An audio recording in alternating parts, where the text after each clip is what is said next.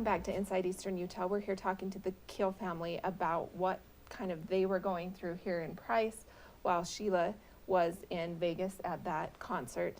And right before the break, Sheila had walked us through kind of to where she finally felt safe 2 hours after the shooting had started, after everything running and hiding.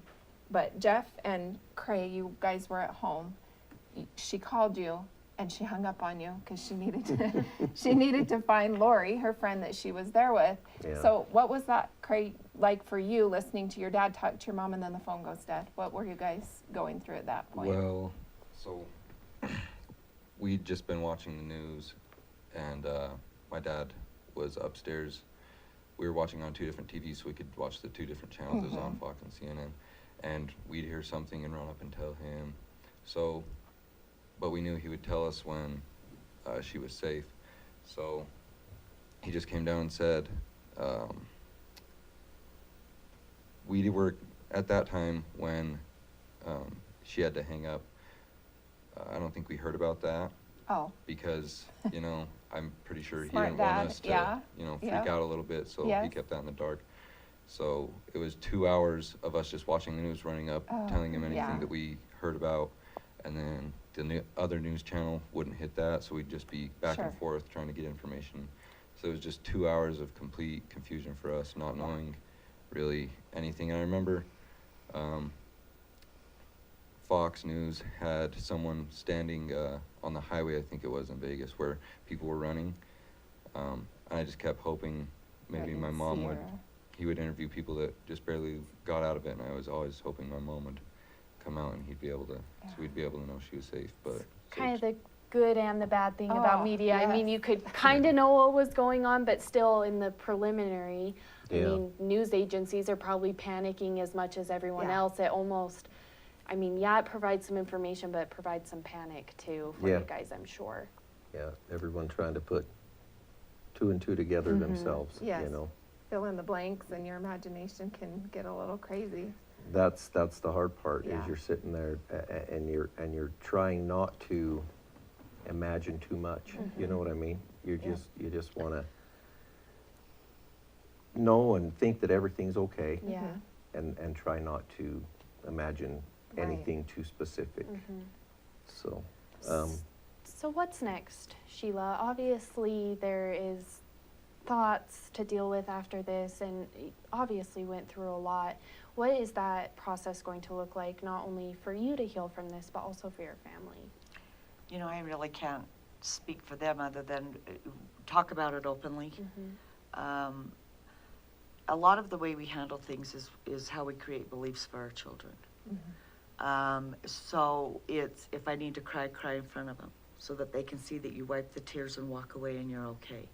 You don't go in a room and cry yourself and then walk out and they wonder, well, what goes on in there, and especially if you have younger children. Wow, there's something magic that goes on when you go in the bedroom after crying and come back out and everything's fine, right? Anyway, for me, and honestly, I know immediately, I used to avoid feelings. I was afraid of feeling. I was afraid feelings would hurt me. I didn't like being uncomfortable. For me, it's, I immediately feel your feelings. Allow yourself to feel them. They're yours. Don't judge them. They're neither good nor bad. They're unique to you and they're not going to hurt you. So you feel the feelings, then there's the emotions that come along with them, and then surf the wave. Surf the wave of those emotions and feel them and honor yourself. You've been through any life experience. It's really important, I think, that we really honor ourselves in all of our life experiences, whether they're really happy times or even more times that are more struggling. And so I immediately did that, and did that the first couple of days, just processed all of this stuff. And gratitude helps me a lot, of just being grateful for everything. And then again, I came out of it unharmed. I got to come home to my family. Then it's just joining. It's so therapeutic for me to just join in with those others and the nation as we grieve and mourn for those who weren't as fortunate. And again, it's not avoiding my feelings or anything. It's just, okay, that's over now. That's over now. That happened then. It's not today. Today is a whole different day. Live today. Yeah, and again, just being grateful. But each day is a whole new opportunity to learn and grow and see things differently. And to dwell on any of that is just not useful. I ask myself throughout the day, is this serving you well? When I have thoughts or negativity, or what, is this serving you well? And if the answer is no, then it's, you've got the tools, you turn that around. Let it go. Whatever it is you've got to do to move forward and move beyond that. So, yeah, truly and honestly, I'm okay. I mean, you're never going to unsee. Yeah. You can't ever unsee what you see. You can't ever unhear what you heard. Last night on TV, and this is the first you're hearing this, Jeff was watching a show that had gunfire in it. I think it was military war zone kind of stuff. And boy, hearing those shots go off, you know, my heart starts to race. And then I went, oh, but I'm right here. I'm not there. I'm right here. I'm in my home. You know, and I learned years ago, stop and look at your feet. Always, because your feet never lie. They always tell you where you're at any given moment in time. And after hearing that, then I also took it one step further and went, and also, only thing I can control is what's attached to my feet. The only thing in this whole world that I'm responsible for and that I can change is me. So whatever I feel and experience, the anger or whatever, you know, against the situation stuff doesn't do any good. It doesn't. It poisons me, but yet those I'm angry with, it does nothing to them. I don't want to live like that. You know, I don't. And I realize now how much more precious life is. I think anybody, after you go through something like that, you really start to take a hard look at life. And so I lost my train of thought, which is usual. I don't think you can go through anything like that and not be changed, not be a different person than you were when you walked in there and come out. And maybe it's just being more grateful. Like you said, you talked about gratitude. Jeff and Cray, how has this changed your lives? We heard from your mom some wonderful things about what she's doing to kind of deal with it and get through it. And how about you guys? What are some things that, how has it changed you? And it hasn't really changed me personally, but mentally, I've learned a lot from her, and I mean, kind of fear factor in your brain, you know, stuff like that does change you, but she's taught me a lot of lessons from it, and you can apply it to anything in life, that no matter what scares you, you can't let it affect you forever. You have to build from it and move on. So, yeah, we have tough kids. We really do. I think you've got a tough wife too. Oh yeah, for sure. But we're lucky with these guys. But he says he's not changed, and I hope that's true. I think that you know, Sheila and Cam both went to Country Jam last year as well, and Cam's been Cray going did for, too. and Cray did as well. That's right. And you know, Cam's been going for a few years now, and so. Why didn't they go this year? To Harvest Fest? Yeah. Oh, they've never gone to They went Harvest to Country Fest. Jam. I'm sorry. That's Yeah. Mama Different. Lori's trip. Okay, That's the mom trip. That's the fun Vegas Yep, one. that's I've her- always said I want to that's her take the get along. family and let them experience it. It is Yeah. amazing, and it's a dang good time. You know, it really is. But they, you know, if Craig goes next year and Cam, and trust me, it's going to be hard Yeah.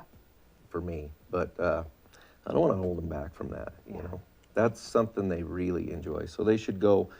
I just hope that that they're not looking over their shoulder Yeah. the whole time down there. Although you always want your kids to be careful, though. And be Yeah, vigilant. absolutely. And You know, aware. so, But you can't not live your life, You like you can't. said, because of a fear. So yeah.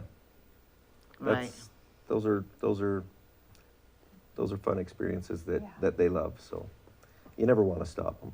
you know, but, Well, you know, and Lori and I initially had said never again. You know, the day Sure. after, never again, we're not coming ever again. And in the almost 2 weeks since, I can't say that now. Yeah.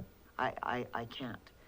That is a damn good time. Mhm. Sorry for the, Bleep. Monday, Thursday, when we got down there until that event, was a great experience. There was this 2 hours that wasn't so great, but it still doesn't erase everything prior to that. There's many more hours that were great. Right, so it doesn't undo, it just is a different experience. It was just different for that couple of hours is all, than what we'd experienced the first 3-4 days, you know? And it's just important for me to see it that way. And nothing negative undoes that positive. It was still a good time. And I've asked Camlin about Country Jam. I said, does this make you scared to go to Country Jam? She said no. Really? But I Good. think it's just important too, that when we do things like this, that it's a forethought out plan. If anything happens, this is who you need to call first. If the kids go together, like Craig and Cam did last year, and then Lori and I went down, of course, I went and stayed with her because she lives in Grand Yeah. Junction, but the kids stayed with friends in the campground. Maybe pick a meeting point somewhere. Yes, exactly, and that's just where it's at. If anything goes down, where are you gonna meet, who you gonna contact first, and having all that forethought out, not because you're fearful of it happening, but you're just prepared in case it does.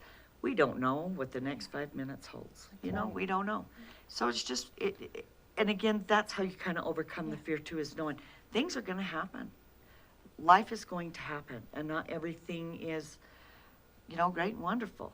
The last day, or the last 2 hours of the concert, or that day wasn't as great and wonderful as the others, but things happen. And it's just being prepared for that, having a forethought out plan of what you're gonna do. And I think that's important for families when they take any trips, go to Disneyland, anything, is to talk to their kids, okay, Yeah. if something happens, Yeah. this is what we're gonna do. And everybody knows who the leader is Yeah. and who they can trust, you know, to go to Yes. help them and protect them. Well, you think you learned that all growing up. I remember in Yeah. the home, it'd be, if there's a fire, you're gonna come out and this is where you're gonna meet. So, I mean, it just makes sense to have those. I mean, you don't have to be fearful. It's just like stuff is going to happen. At some point, something might happen. It's better to be prepared and have a plan than to just go into it not knowing. And So, not knowing, yeah, because it is a different world that we live in today. Unfortunately, we don't just have to have a fire escape plan in the home. Yeah. You know, there are other things now that we need to think about. Yes. And again, but it is the same as the Yes. fire escape plan in the home. yes. It's the same thing. You just got to do that, and then you get to go on and live your life and not hold back and not have the experiences that you want to have in your life because you've let someone or something else hold you back. Yeah. You know, don't do that to yourself. Don't. That's what don't do that to you. You know. Well, we certainly appreciate you guys joining us and providing this insight. Definitely something that maybe isn't the most fun to talk about or anything, but something that needs to be known, and to know that there is a future after this.